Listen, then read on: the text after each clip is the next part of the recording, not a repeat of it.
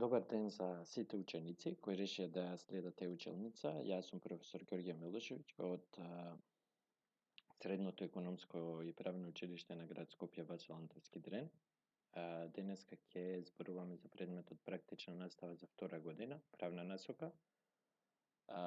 И ќе обработуваме тематската целина водење на евиденции во канцелариското работење и наставната единица обликување и составување на жалби. Пред да почнам, се надевам дека оваа вонредна состојба ќе заврши што е можно побрзо, да останеме сите дома за да превенираме и се надевам дека што е можно побрзо ќе се видиме повторно во училишните клупи.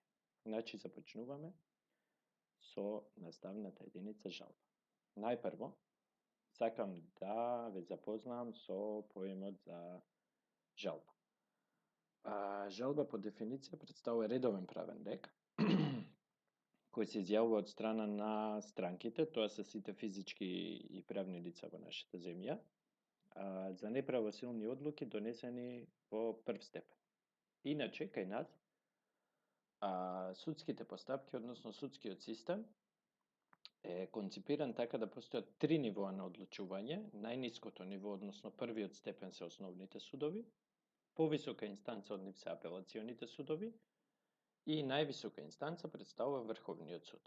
Иначе постојат 27 основни судови на ниво на Република Македонија, 4 апелациони судови и еден Врховен суд кој што се наоѓа во главниот град Скопје.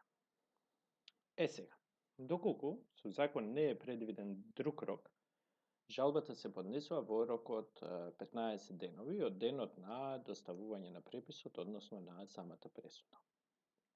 Жалбата се поднесува до судот кој ја донел одлуката во прв степен, меѓутоа за нејзината основаност ќе одлучува непосредно повисокиот суд, односно апелацијскиот суд. Тоа значи дека жалбата ја испраќате до основниот суд кој што ја донел пресудата, која што сакате да ја обжалите.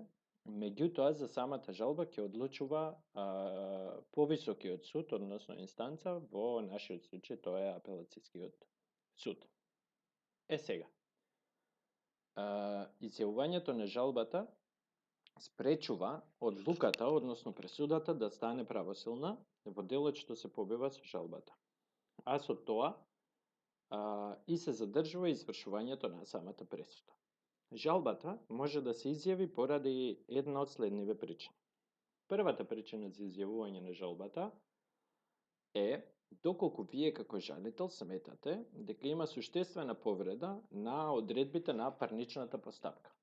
Тоа значи дека самиот основен суд не ја водел парничната постапка на начин на кој што требало да ја води, односно вие сметате дека определено право поврзано со парничната постапка на вас ви било скратено или нарушено.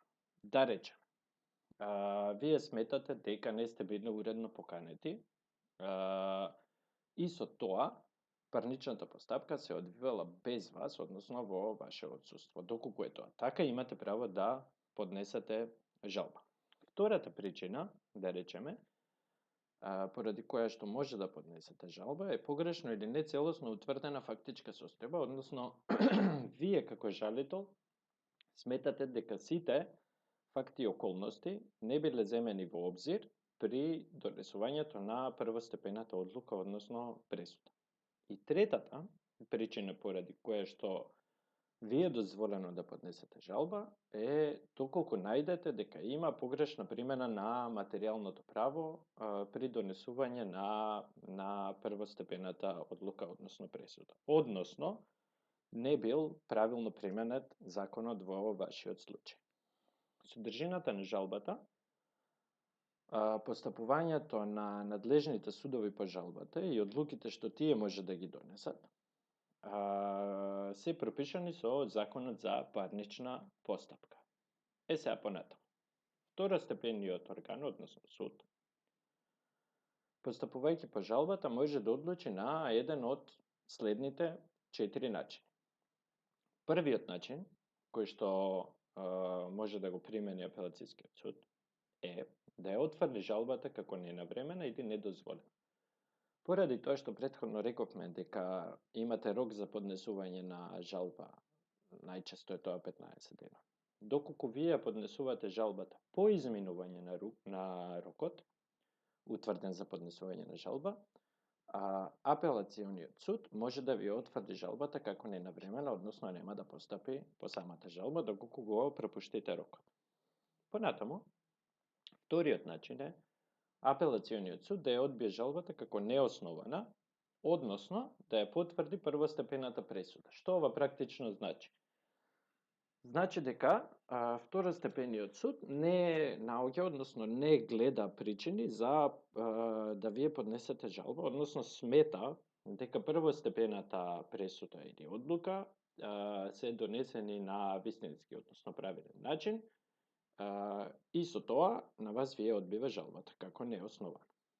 Третиот начин, кој што може да го примени апелациониот суд, е да ја укине пресудата од првостепениот суд и предметот да го врати на повторно одлучување, односно целата постапка да започне од почеток, заради тоа што смета дека апелациониот суд дека основниот суд имал некои недоследности при носење на самата пресуда. И четвртиот начин е апелациониот суд да ја преиначи пресудата, односно тој самиот да одлучи или да пресуди. Сега, одиме на начин на составување на жалбата. Видете вака, жалбата представува формално правен документ, што значи дека самата жалба треба да има определена форма и мора да се држите до таа форма, односно, доколку еден елемент, односно сегмент од самата жалба на вас ви фали, може апелациониот суд да ви ја одбие жалбата.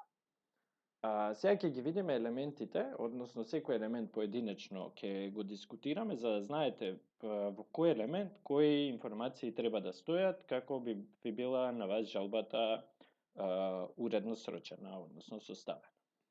Почнуваме со првиот елемент, кој што го гледате во горниот десен агол.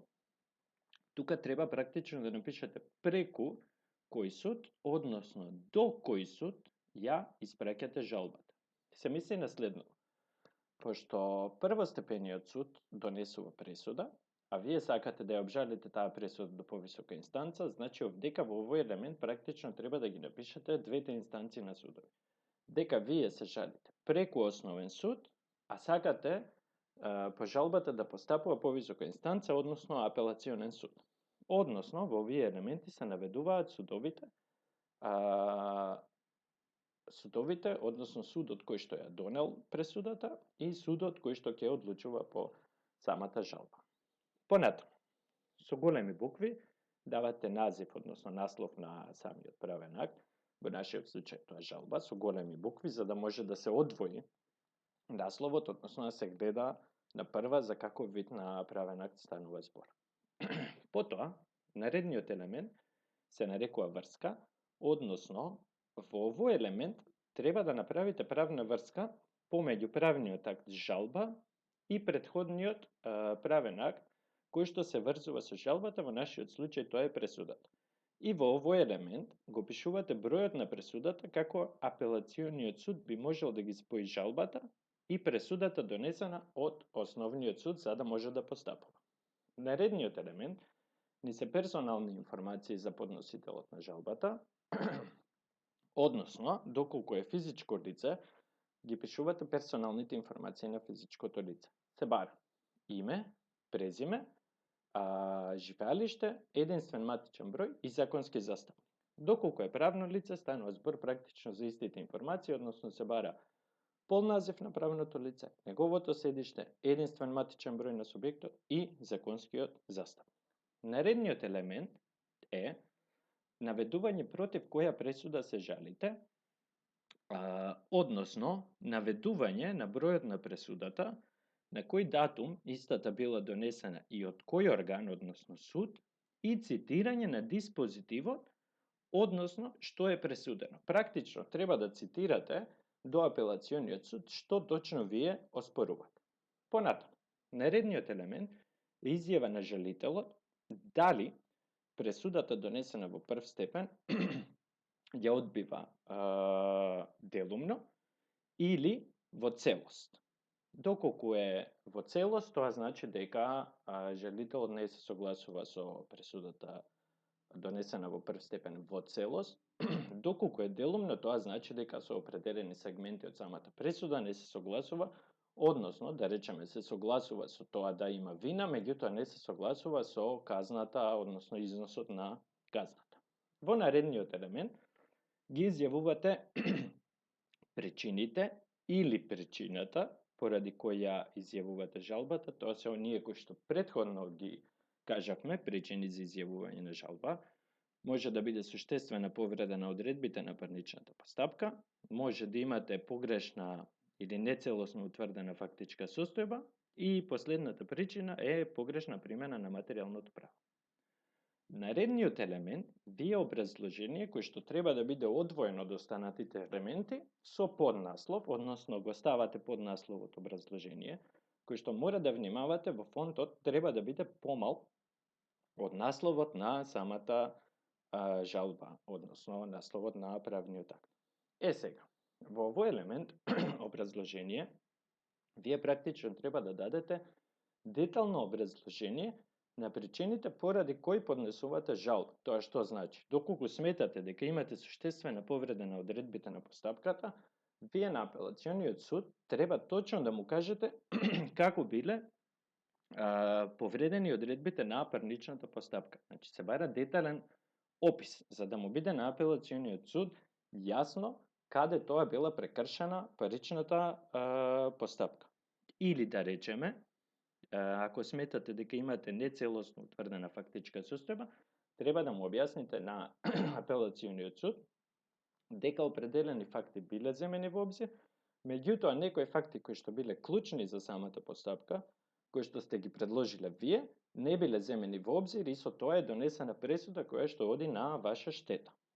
Откога ќе го завршите образложението, на крајот го ставате важниот, еден од според мене важните елементи, односно најважните елементи е предлог на жалител. Односно, вие како жалител давате предлог до апелациониот судија како истиот тој да пресуди, односно каква одлука би сакале вие да донесе апелациониот судија. На крај нормално иде место и датум на составување на самата жалба, потпис на жалителот и неговиот законски заставник. Кога ќе ги оформите сите овие елементи, жалбата на вас ви е практично завршена и со тоа може да се испрати жалбата до повисока инстанца, односно до повисок суд. Во нашиот случај, како што рековме, тоа е апелациониот суд. Ви благодарам многу. Се надевам дека е све јасно поврзано со жалбата. Доколку имате некои дополнителни прашања, ќе може да ме контактирате на мојата имейл адреса. Ви благодарам.